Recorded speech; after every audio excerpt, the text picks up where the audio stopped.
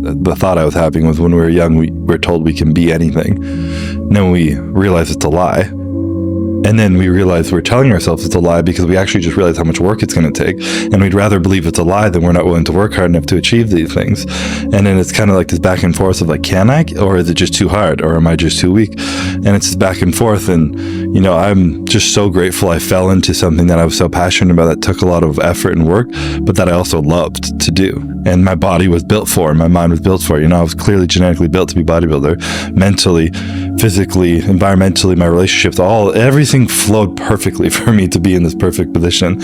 And I think it's hard to say where I would end up without this life. And I don't even like thinking about it because it's hard, but the effort that I put into this would be really hard for me to put into something I didn't love. You know, we were all kind of raised in a self-esteem society of being like, you can do anything, you can be anything, go be this, X, Y, and Z. And it almost built expectations that we had to be these great things because we could be, and our parents didn't have these opportunities and these privileges. So we go do all these things, and there's just no need for any of it, you know? And I think when you were able to alleviate that pressure from it, like we were talking about the difference of like the extrinsic goals of trying to be the best in the world versus just trying to be my best self, you know, and setting authentic goals to myself. What are my authentic goals? Winning the Olympia sometimes is a little more inauthentic than me truly trying to just push myself to be my best.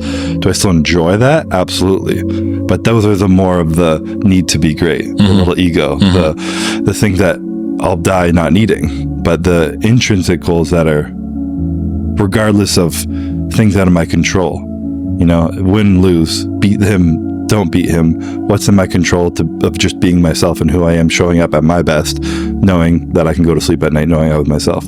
And maybe I'm just the weird champion who's not like that, but I still am full of doubt all the time. And I've tried to find ways to believe I wouldn't have doubt. You know, I've tried to like talk in ways where I don't have doubt. I've tried to everything, and there's always just lingering doubt in my mind of being like, well, fuck, what if you don't? What if you can't?